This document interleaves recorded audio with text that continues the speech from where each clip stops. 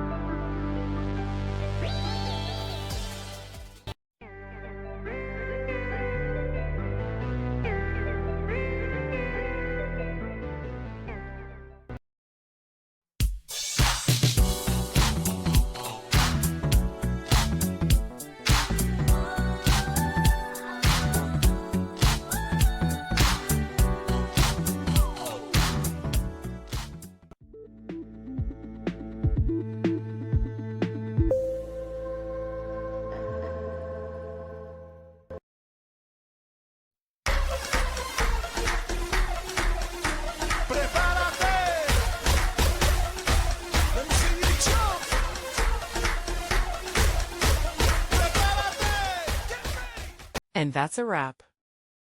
I hope you found the answer you were looking for.